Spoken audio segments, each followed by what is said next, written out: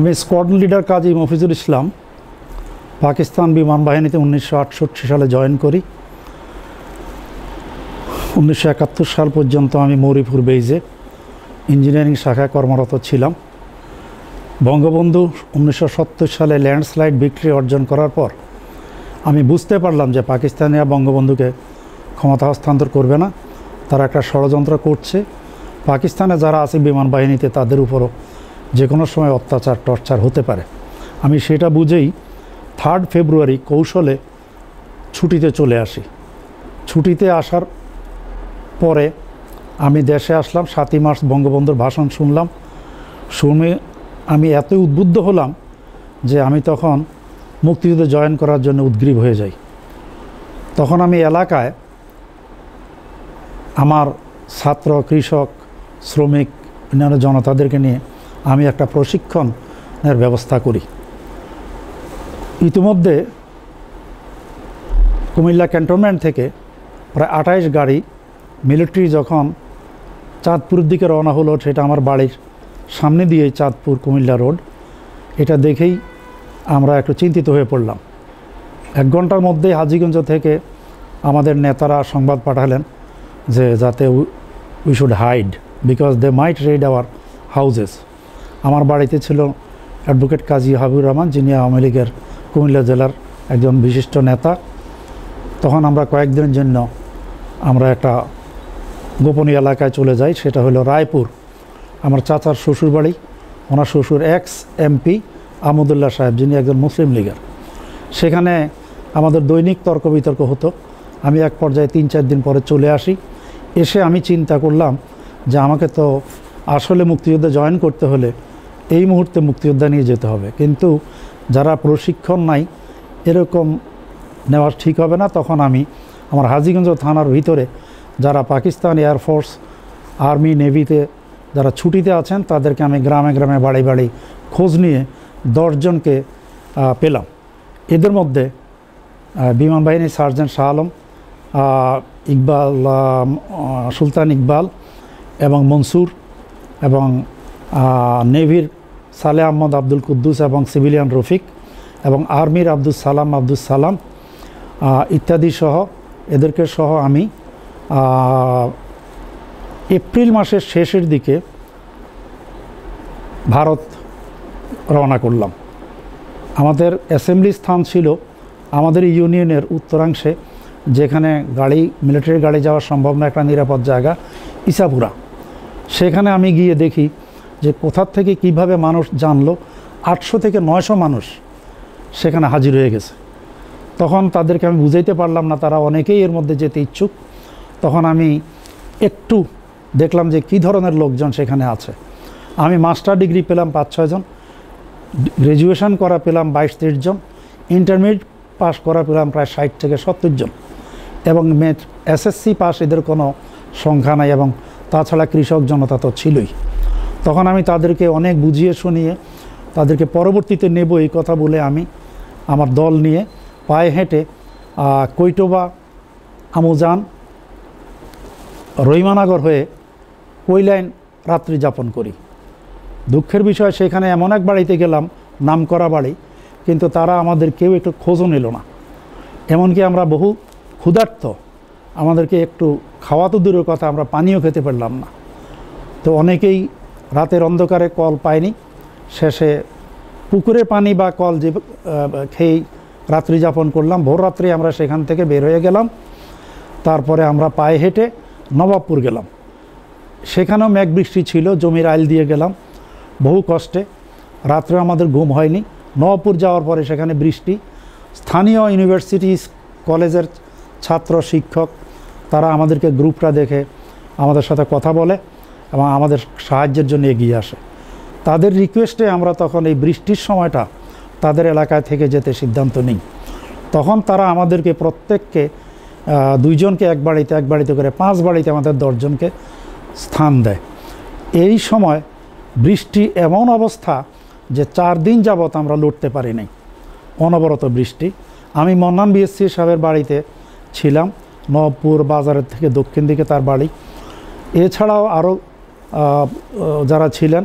বৃষ্টি কমার পরে আমরা পায়ে হেঁটে মাদাইয়া গেলাম, সেখানে কিন্তু কর্দমাক্ত রাস্তা, কোনো রিক্সা চলে না। আমরা কয়েক কিলোমিটার রাস্তা প্রায় 7-8 ঘন্টা লাগলো, 7-10 কিলোমিটার রাস্তা 7-8 ঘন্টা লাগলো। সেখান থেকে আমরা মাদাইয়া হয়ে তারপর আমরা কংসনগর গেলাম। কংসনগর নদীর পাড়ে, গোমতীর পাড়ে গিয়ে আমরা নদী পার হলাম। নদী পার হয়ে আমরা শরীর আর কুলায় না, তারপরে আমাদের খাওয়া নাই, পথেও আমরা বিশ্রাম নাই। ইতিমধ্যে আমরা 2-3টা বাড়িতে ঢোকার চেষ্টা করছি, কিন্তু তারা আমাদেরকে কেউ জায়গা দেয়নি। এক বাড়িতে আমাদেরকে জায়গা দিয়েছিল, তারপরে তারা আমাদের খাওয়ার ব্যবস্থা করেছিল, কিন্তু ভোর রাত্রের তারা আমাদেরকে জাগিয়ে দেয়, বলে যে এখানে থাকা যাবে না, নতুবা পাকিস্তানিরা তাদের বাড়িটা ফুঁড়ে ফেলবে। তখন আমরা তাদেরকে নিরাপত্তার স্বার্থে, তাদের যেন জানমালের ক্ষতি না হয়, আমরা ভোর রাত্রেই চলে আসলাম। এনিওয়ে আমরা গোমতী নদী পার হয়ে গেলাম। পার হয়েই একটা রাস্তার পাশে আমরা ঘুমিয়ে গেলাম, রাস্তার পাশে শুয়ে গেলাম। এক ঘুমে আমাদের প্রায় সন্ধ্যার সময় হয়ে গেল, 5টা 5:30 হবে। তখন সেখান থেকে আমরা দেখলাম যে ভারতের দিকে, বক্সনগরের দিকে জানতে পারলাম যে মানুষ হেঁটে হেঁটে শরণার্থী হিসেবে যাচ্ছে। আমরা তাদেরকে অনুসরণ করেই বক্সনগর থানায় গিয়ে আমাদের নাম ধাম রেজিস্ট্রেশন করলাম। সেখানে গিয়ে আমি আমার চাঁদপুর কলেজের প্রাক্তন ভাইস প্রিন্সিপাল এস.এন. রায়, তার ছেলে আমার ক্লাস ফ্রেন্ড সাম রয় তার নাম, তার সাথে দেখা হলো। তাদের সাথে আলাপ আলোচনা করে এক পর্যায়ে আমাদের রেজিস্ট্রেশন শেষ হয়। তখন আমরা প্রায় রাত্রে 10টা 10:30টার দিকে আমরা মতিনগর, আমাদের 2 নম্বর সেক্টর হেডকোয়ার্টার্সে হেঁটে যাত্রা করলাম। সেখানে আমরা প্রায় 2-2.5 ঘন্টা পর পৌঁছলাম। সেখানে রাত্রে আমাদেরকে ক্যাম্পে থাকার ব্যবস্থা করলো, কিন্তু টেন্টের ভিতরে প্যাক কাদা, শোয়ার কোনো অবস্থা নাই, তারপরে খাওয়ারও কোনো ব্যবস্থা নাই। আমরা না খেয়েই রাত্র যাপন করলাম। পরের দিন সকালে আমরা ব্রেকফাস্ট আমাদেরকে দিবে, একটা পুরি আর 1 কাপ চা, এটা কোনো রকম খেলাম।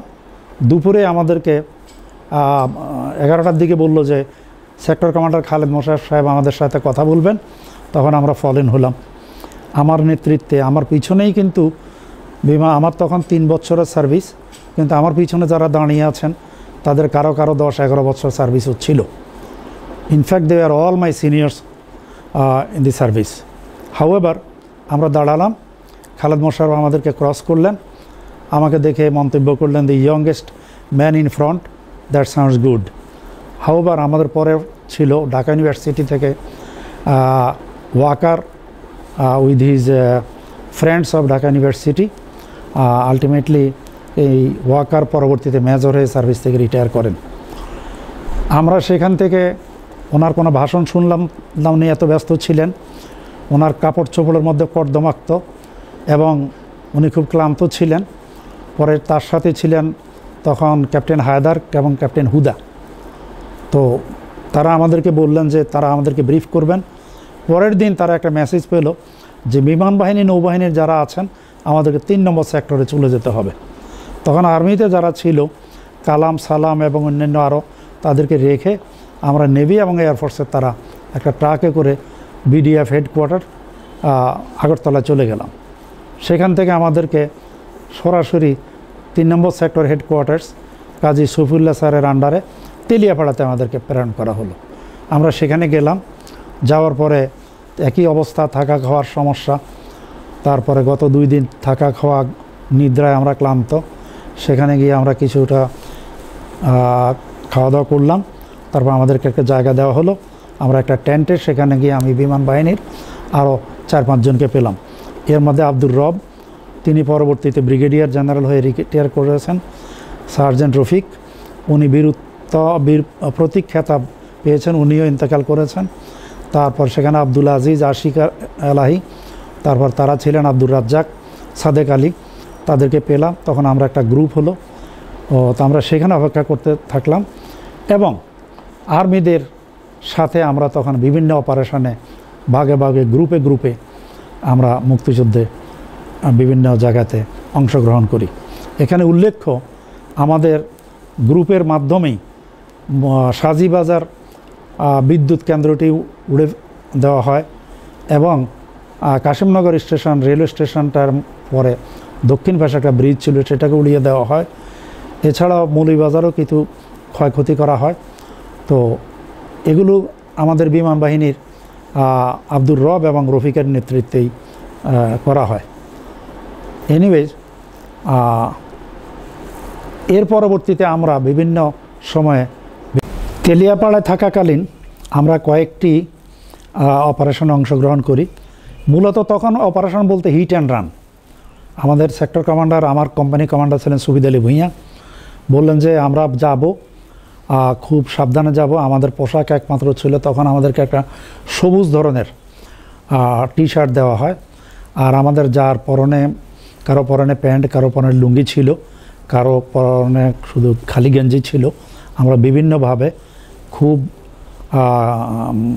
হাইড করে, কোথাও কোথাও ক্রোলিং করে আমরা সামনে অগ্রসর হই। সেখান থেকে আমরা ব্রাশ ফায়ার করে কিংবা 303-তে ফায়ার করে আমরা পিছনে চলে আসি। আমরা বুঝাতে চাই যে মুক্তিযুদ্ধ চলছে, পাকিস্তানের যাতে বুঝতে পারে যে এখানে মুক্তিযোদ্ধারা আছে, যাতে তারা এদিকে অগ্রসর না হয়। তো সেখান থেকে আমরা তেলিয়াপাড়াতে যখন আক্রমণ হলো, আমরা জানি না কিভাবে তারা খবর পেল। আমাদের এখানে আমাদের এমটি ইয়ার্ডে একজন মানুষ মারা যায়। তিনি চাঁদপুরেরই আমার এক আর্মির সদস্য, তার নাম মনে নেই। তখন আমরা সেখান থেকে উজ্জ করে মনতলা যাই। মনতলার থেকে হেজামারা ইত্যাদি ক্যাম্পে আমরা বিভিন্ন সময় গমন করি। এর মধ্যে বৃষ্টি ছিল, আমাদের থাকার কোনো জায়গা ছিল না। আমরা বলতে গেলে নীলাকাশের নিচেই থাকতাম এবং আমাদের খাওয়া দাওয়ারও কোনো সুব্যবস্থা ছিল না। তো মাঝে মধ্যে সেখানে খাওয়া দাওয়ার ব্যবস্থা হতো। গরু, বাংলাদেশ থেকে শরণার্থী যারা চলে আসতেন তাদের গরু ছাগল কেউ কেউ নিয়ে আসছে, তো সেই সব গরু থেকে জবাই করে রাত্রেই, ভারতীয়রা আবার হিন্দুরা গরু জবাই করতে দিত না, তখন রাত্রেই গরু জবাই করে রান্নাবান্না করে আমাদেরকে সকালে একটা প্লেটে করে 1 প্লেট ভাত এবং কিছু গোস্ত দিয়ে দিত। এটাই ছিল আমাদের খাওয়া বলতে গেলে পরের দিন পর্যন্ত। রাত্রে যদি আমাদের ভাগ্য কোনো দিন ভালো, কিসমত ভালো ছিল বা হয়ে থাকে, সেই দিন আমরা হয়তো কিছু খেয়েছি, ডাল ভাত। এইভাবে আমরা চলতেছিলাম। আমাদের বিছানা বলতে কোনো ছিল না, সেখানে বাঁশের চাটা এবং ইট আর আমার সাথে নেওয়া ব্যাগ, এটাই ছিল আমার বালিশ। তো মানুষের যে থাকার কষ্ট, খাওয়ার কষ্ট, শোয়ার কষ্ট, বিশ্রামের কষ্ট, এগুলো বলা কোনো ভাষা ব্যক্ত করা যাবে না। এত কষ্ট আমরা সহ্য করেছি বা মুক্তিযোদ্ধারা সহ্য করেছে। আমরা একজন সহ্য করতেছে, তার দেখা দেখা আমরাও সহ্য করেছি। আমরা যেহেতু দেশমাতৃকার স্বাধীনতার জন্য আমরা গিয়েছি, আমরা তখন এটা ভাবি নাই যে আমি কি মরে যাব না বেঁচে আসব। ইনফ্যাক্ট বাড়ির কথা মনে হচ্ছিল, বাড়িতে যে কথা বলে আসছি যে কোথায় যাচ্ছি কাউকে বলি নাই, শুধু বলছি যে আমি যদি বাড়িতে থাকি আমাদের বাড়িঘরটা পুড়িয়ে দেবে। আমার সম্বন্ধে যদি জানতে পারে যে আমি এয়ারফোর্সে ছিলাম, তাহলে আমার মা বাবার উপর অত্যাচার হবে, আমার ভাই বোনদের উপর হবে।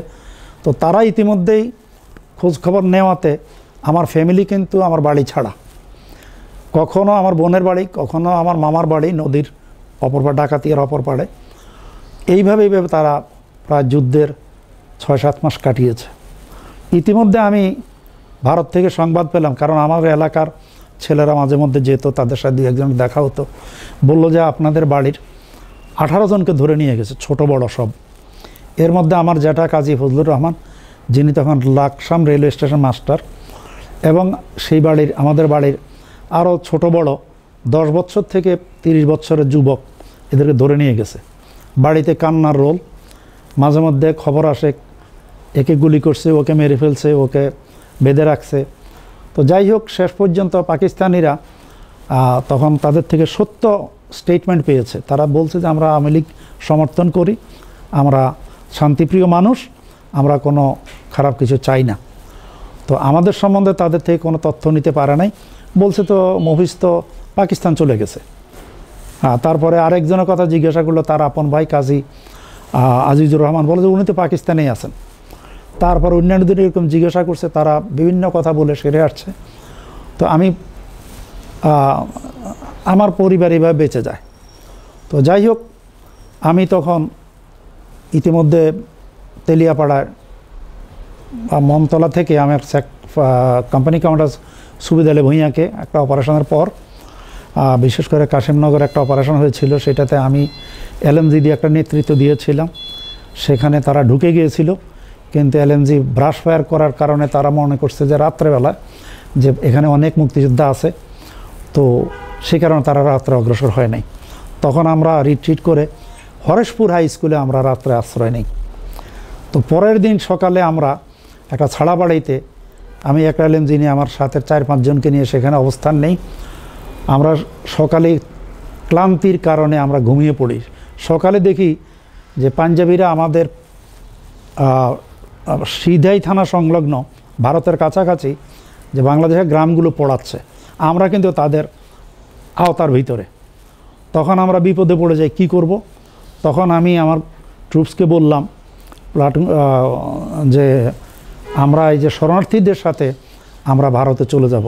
তখন আমরা রাইফেলগুলোকে সোজা আমাদের বডি প্যারালাল রেখে অস্ত্রগুলোকে ওই যে কিছু শরণার্থীর মাথায় দিলাম। তারপরে আর তাদের সাথেই আমরা এই শরণার্থীর মতোই ভারতের সিধাই থানা গিয়ে উঠলাম। তো যাই হোক, সেখানে গিয়ে আমরা তো খাওয়া দাওয়া নাই, আমাদের কোম্পানি কোথায়, সেক্টর হেডকোয়ার্টার্স কোথায় আমরা জানি না। তখন আমরা সেখানে কিছু কলা বিস্কিট ইত্যাদি খেয়ে দিন যাপন করলাম।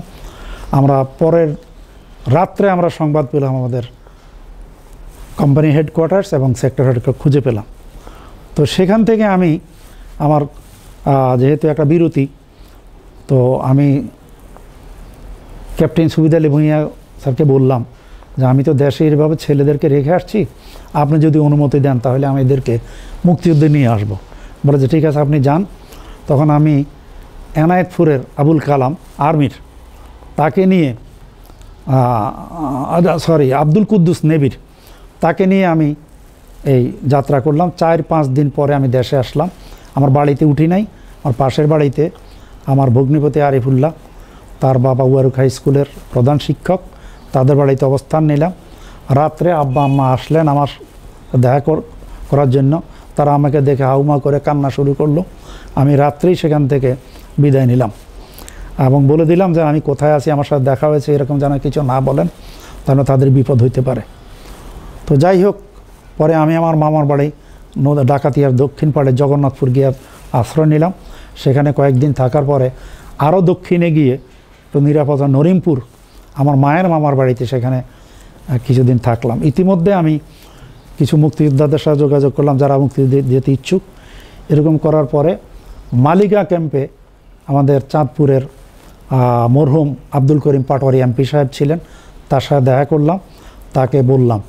তখন তারই মূল তত্ত্বাবধানে আমি প্রায় শতাধিক 2-4-5 জন বেশ কম হতে পারে মুক্তিযোদ্ধা নিয়ে 9টি কিংবা 10টি নৌকায় করে আমি একটা রুট বের করলাম। সেটা হলো নিরাপদ পানিয়ালা হাজীগঞ্জ থেকে দক্ষিণে এবং চাটখিল নোয়াখালীর, সেখান দিয়ে আমরা নৌকায় গেলাম। তো চাটখিলে রাত্রে হাই স্কুলে আমরা অবস্থান করলাম। সেখান থেকে আমি খোঁজ নিলাম কোনখান দিয়ে যাওয়া যায়। তখন লোকজনের সাথে জানলে আগেও কিছু মুক্তিযোদ্ধা এই পথ দিয়ে গেছে, নদনা কানকির হাট, এটা দিয়ে গুণবতী রেল স্টেশনের উত্তর দিকে দিয়ে রেল লাইন ক্রস করে ওই পাড়ে গেলে সত্তাকলা। যাই হোক, তখন আমি একজন এলাকার রাজাকার কমান্ডার সিদ্দিক, তাকে পেলাম। তার সাথে চুক্তি করলাম যে আমার প্রতিজন মুক্তিযোদ্ধাকে 2 টাকা করে রেল লাইন পার করে দেবে। এই চুক্তিতে তার সাথে আমি তাকে আনলাম। তারপর আমি রেল লাইনের এক পাশে, সে এক লাইনে দাঁড়ালো, আমার সাথে আমার 2 জন বডিগার্ড আর তার সাথে আরও 2-3 জন। সবাই পার হওয়ার পরে আমি টাকাটা বুঝিয়ে দিলাম এবং বুঝিয়ে দেওয়ার পরে বললাম, আপনি যদি কোনো কিছু করেন তাহলে আপনাকে আমার ছেলেরা ছাড়বে না, আপনার বাড়িঘর সব চিনে। তখন উনি বললেন যে ভাই, আমি তো বিপদ বোর্ডে জয়েন করছি, আমার হাত দিয়ে আমি ইতিমধ্যে অনেক মুক্তিযোদ্ধা পার করছি, তো আপনারা নিরাপদে যান। তখন আমরা সেখান থেকে এই রেল লাইন পার হয়ে একটা সরু রাস্তা ছিল পূর্ব দিকে, সেটা গিয়ে আমরা চোত্তাখোলা ক্যাম্পে উঠলাম। সেখানে যাওয়ার পরে আমি দেখলাম যে একটা সমতল মাঠ, ছিন্ন বিচ্ছিন্নভাবে বিক্ষিপ্তভাবে মানুষ ঘোরাফেরা করতেছে। তখন আমি বললাম যে ক্যাম্পের দায়িত্বে কে আছেন? তখন বলছে আমাদের এমপি খাজা আহমদ। আমি বললাম যে ওনাকে আমার কাছে নিয়ে চলেন, আর আমি আর আমার যে লোকজন তাদেরকে বললাম এক জায়গায় বসতে, বিশ্রাম করতে। যার যার মতো বসে বা শুয়ে গেছে অবস্থা ক্ষুধায়। তারপরে ওনার সাথে যখনই পরিচয় হলো তখন আমি অবাক হয়ে গেলাম, একজন এমপি, তার গায়ে খালি একটা গেঞ্জি, কোদাল নিয়ে তিনি মাটি সমতল করতেছেন।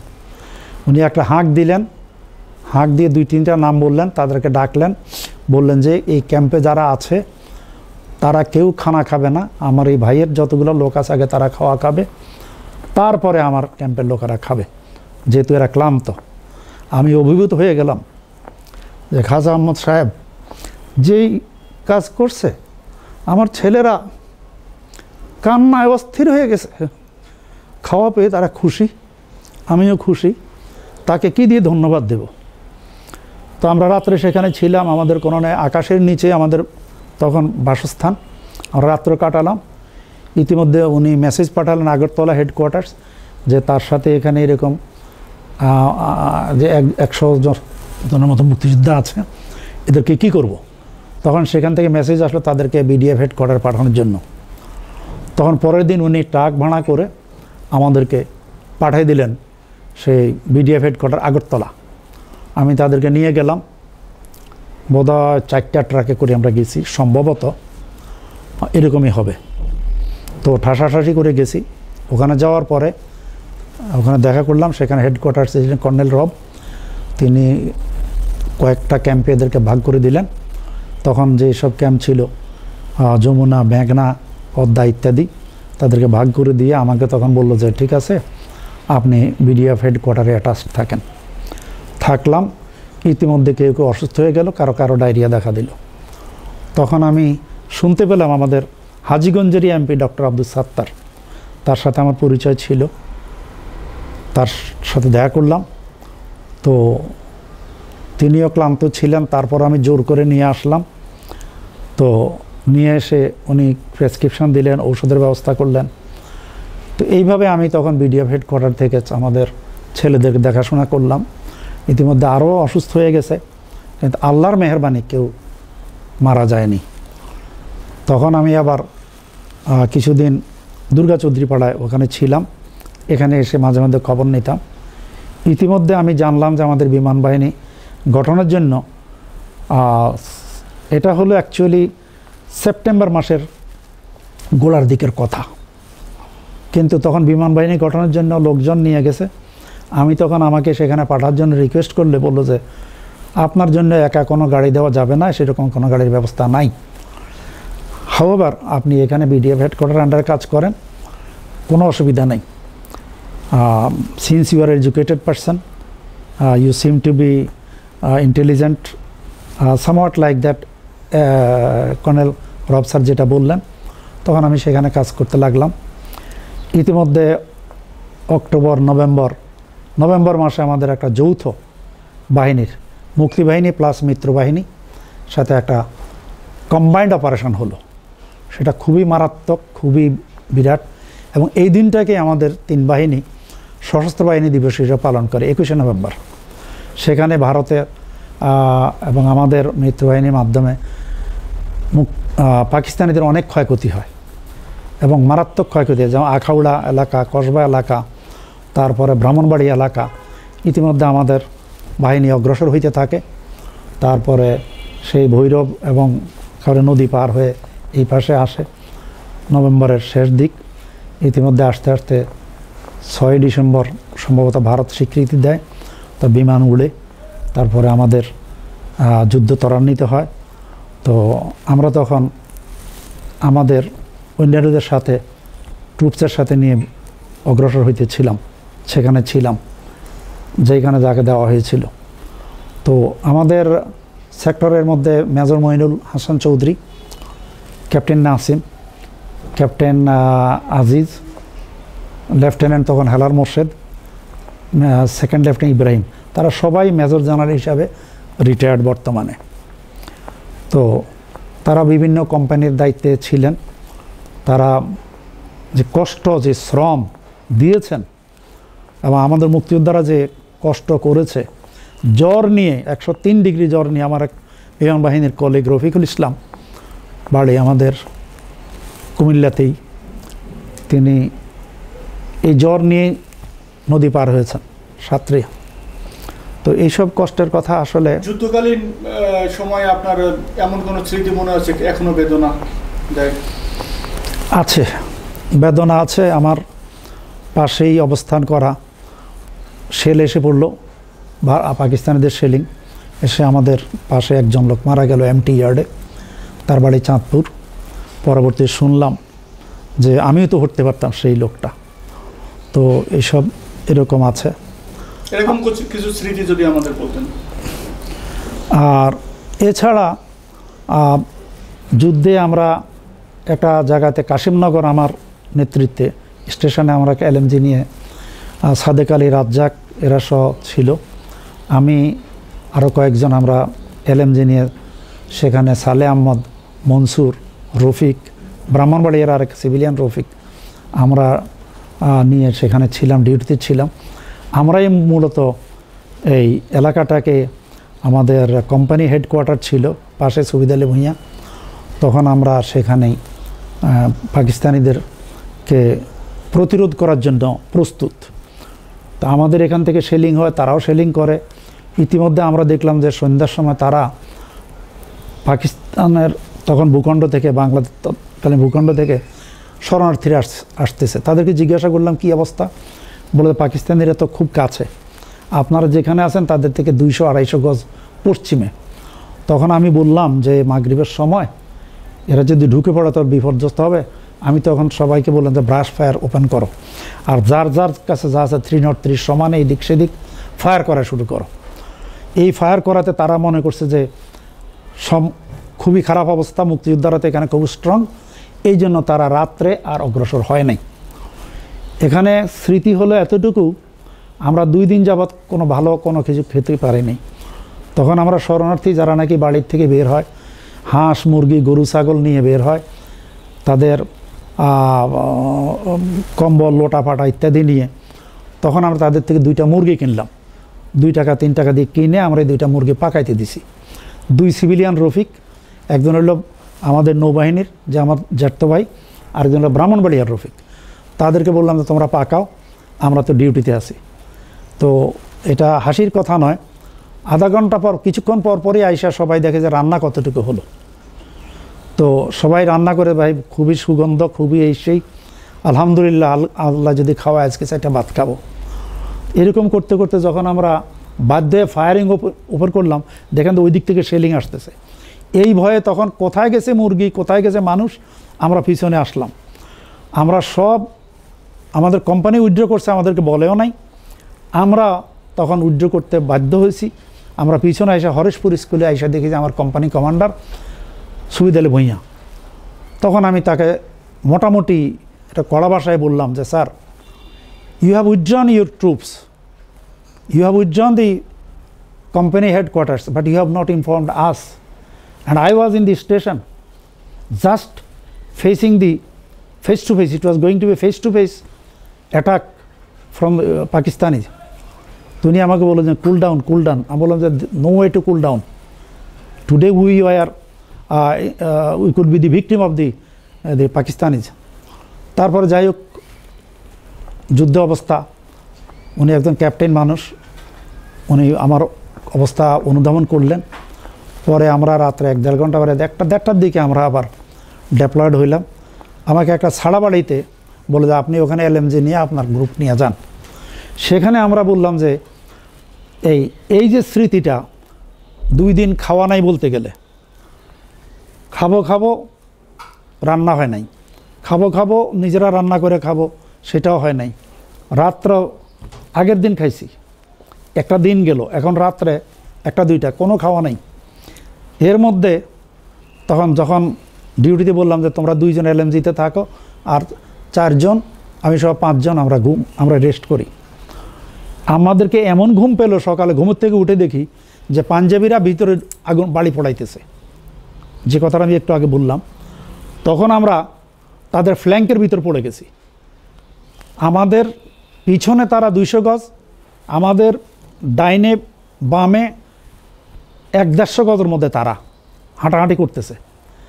তখন আমরা বললাম যে আজকে আমাদের মরণ ছাড়া কোনো রাস্তা নেই। তখন আমি বললাম যে না, আমাদের যান বাঁচাইতে হবে। তখন আমরা অস্ত্রগুলোকে হাতে কইরা, আমরা অস্ত্র ছেড়ে আসিনি, এই শরণার্থীর সাথে আমরা হাঁটা শুরু করলাম। উঠে আমরা সিধাই থানায় আসলাম। তা আমরা বেঁচে গেলাম, আল্লাহর অসীম রহমত। তো এইরকম আরও অনেকগুলো ঘটনা আছে। আচ্ছা, আরও অনেক ঘটনা আছে। সেখানে আমরা মনে করেন আমরা এক জায়গা থেকে, এক ক্যাম্প থেকে আরেক ক্যাম্পে আসলাম। যেহেতু ওই ক্যাম্পে ওখানে শেলিং হচ্ছে, তখন আমরা আরেক ক্যাম্পে আসলাম। এসে আমরা খাওয়া নাই, তখন আমাদেরকে শোয়ার কোনো ব্যবস্থা নাই। তারা আর্মির লোকেরা তারা নিজেদের টেন্ট টাঙ্গাইলো, আমাদের কোনো ব্যবস্থা নেই। তখন আমি টিপটিপ বৃষ্টি পড়তেছে, আমার একটা চাদর ছিল, আমি একটা পাহাড়ের টিলার পাদদেশে লম্বায় শুয়ে গেলাম। সকালে ঘুমের থেকে উঠে দেখি আমার পাশে লম্বা হয়ে আমার প্যারালাল একটা 4-5 ফিট একটা সাপ শুয়ে আছে। মনে যেন সেও নিদ্রায়, সেও বোধহয় ক্লান্ত আমাদের মতো। আমি মনে মনে বললাম, আল্লাহ কি দেখতেছি। তো আমি আস্তে গড়াইয়া তার থেকে উঠা তারপর দিলাম দৌড়, তো যাতে সে টের না পায়। পরে কী হয়েছে আমি জানি না, আমি এলোমেলো দৌড়াইয়া তারপরে ভিতরে চলে আসলাম। তো এই যে স্মৃতিগুলো, তো পরবর্তীতে এখানেও ক্যাম্প নাই, আবার এখানে শেলিং শুরু হলো। পরে আর এক জায়গায় গেলাম, মনতলা থেকে হেজামারা। তো এরকম মানে 24 ঘন্টার ভিতরে আমরা 2বার ক্যাম্প চেঞ্জ করতে হয়েছে। তো এগুলো যে কত কষ্টের, অস্ত্রশস্ত্র নিয়ে যাওয়া, অস্ত্র তো ফেলে যাওয়া যাবে না, গোলা বারুদ রেখে যাওয়া যাবে না, টেন্ট অন্যান্য কিছু গাড়ি চলে না, এগুলা মাথায় করে হাতে করে নেওয়া, এবং গায়েও শক্তি নাই এবং সবাই ক্লান্ত, তারপরেও এগুলো কিন্তু আমাদেরকে বহন করতে হয়েছে। তো এই স্মৃতিগুলো তখন আমরা কিন্তু এত কষ্ট বোধ করলেও এখন মনে নাই। সেই কষ্টটা, এরকম আরও অনেক কষ্ট আছে, অনেকগুলো আছে যেগুলো আমি আসলে মূলত মুক্তিযুদ্ধের সময় সংগঠকের দায়িত্ব পালন করছি। কিন্তু যে আমাকে যুদ্ধ করতে হবে, যেহেতু আমি এয়ারফোর্সের মানুষ, আমার যুদ্ধবিদ্যার সম্বন্ধে কোনো জ্ঞান নাই। তারপরে 3 নম্বর সেক্টরে থাকাকালীন সুবিদ আলী ভূঁইয়ার নেতৃত্বে আমরা ছোটোখাটো যেসব অপারেশন করছি, বা যেখানে যেতে বলছে সেখানে গিয়েছি, ফায়ার করতে বলছে ফায়ার করছি, উজ্জ্ব করতে বলছে উজ্জ্ব করছি, এসে গেছি। এই ধরনের পরবর্তীতে বিডিএফ হেডকোয়ার্টারে আমি কাজ করেছি স্বাধীনতার পর্যন্ত। তো আলহামদুলিল্লাহ দেশ স্বাধীন হয় 16 তারিখ। 18 তারিখ আমি ছুটি নিয়ে দেশে আসি। দেশে আসতে তখন সময় বেশি লাগে নাই, রাস্তাঘাট ফ্রি, কেউ বাধা দেওয়ার ছিল না। 2 দিনে বাড়িতে আসলাম। আসার পরে আমি চিন্তা করলাম যে আমি বাড়িতে বসে থাকলে লাভ হবে না। আমি সরাসরি 22শে ডিসেম্বর আমার বিমান বাহিনী বেজ ঘাঁটি বিএফ, বর্তমানে যেটা ঘাঁটি বাসার, সেখানে আমি রিপোর্ট করলাম। করার পরে সেখানে আইসা দেখি যে আমাদের ম্যাচ পোড়ানো অবস্থায়, ম্যাচে থাকার জায়গা নাই, খাওয়ার ব্যবস্থা নাই, প্লেট নাই। তো যাই হোক, তারপরেও সেখানে অন্তত একটা গাছ বা একটা কিছু ঘর দরজা ছিল, আমরা কিছু ডোল ছিল থাকার, একটা বিল্ডিং ছিল 16 নম্বর বিল্ডিং, সেখানে এক রুমে যেখানে 8 জন, সেখানে আমরা 16 থেকে 20 জন থাকলাম গাদাগাদি করে। তো সেখানে আমাদের কিছু খাওয়ার ব্যবস্থা করলো। তো তখন আমরা আমার যে department, engineering department, engineering office, সেখানে রিপোর্ট করলাম। সেখানে তখন তারা বললো যে আমাদেরকে যে পাকিস্তানিরা বিমানগুলোকে ধ্বংস করে গেছে, তারা বিমান স্টার্ট দিয়ে এই এলএমজি দিয়ে ফায়ার করে, ইনটেক দিয়ে বা বিমানের বডি গেন্ত্রি দিয়ে এগুলাকে কোবাইয়া মানে ড্যামেজ করছে, সেগুলোকে রিপেয়ার করে আমাদেরকে এগুলোকে কার্যোপযোগী করতে হবে। আলহামদুলিল্লাহ আমি পাকিস্তান মানে এই F-86-এই কাজ করেছি প্রায় 6 মাস, আমার সেই অভিজ্ঞতাটা ছিল। তো আর T-33 আমি অল্প কিছুদিন কাজ করেছি। তো তো যে কারণে এই দুইটা এয়ারক্রাফটে আমার কাজ করার সুযোগ হয়। আমরা যে কয়েকজন পায়োনিয়ার ছিলাম, আমরা 3 থেকে 4 মাসের ভিতরে 4টে এয়ারক্রাফট সার্ভিস হোল্ড করেছি এবং 4টে এয়ারক্রাফট আকাশে উঠছে। এইটা দেখে শুনে বঙ্গবন্ধু অবাক।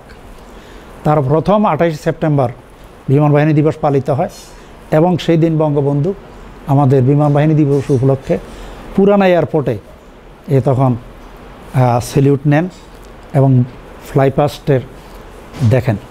তো সেদিন যে মতিউর রহমানের স্ত্রী মিলি ভাবি সেই দিন বিমান দেখে মঞ্চের থেকে চেয়ার থেকে লাফাইয়া পড়েন, আমার সেই স্মৃতি এখনও মনে আছে। এই মতিউর রহমানের সাথে আমার পাকিস্তানে Mauripur, the biggest air force base in Pakistan, তখন তার সাথে পরিচয় হয়। তিনি তখন T-33 এয়ারক্রাফটের ফ্লাইং ইনস্ট্রাক্টর ছিলেন। তার সাথে আমার প্রায় 1.5-2 মাসের মতো পরিচয় হয়, পরিচিতি ছিল। তো যাই হোক, আমরা দেশের পুনর্গঠনে, বিমান বাহিনীকে পুনর্গঠনে আমরা কিছু সংখ্যক মুক্তিযোদ্ধা এবং এই দেশে যারা কিছু যুদ্ধে অংশগ্রহণ করতে পারে নাই তাদেরকে সহ আমরা বিমান বাহিনীকে পুনর্গঠন করে আজকে বিমান বাহিনী একটা সম্মানজনক অবস্থানে আছে। তো এই বলে আমি আমার দেশের মানুষের প্রতি শ্রদ্ধা জানিয়ে সকল মুক্তিযোদ্ধা, আহত, শহীদ, যুদ্ধাহত সকলের প্রতি শ্রদ্ধা জানিয়ে, মুক্তিযোদ্ধা পরিবারের প্রতি শ্রদ্ধা জানিয়ে আমি আমার বক্তব্য এখানেই শেষ করছি। জয় বাংলা, জয় বঙ্গবন্ধু। আসসালামু আলাইকুম রহমতুল্লাহ।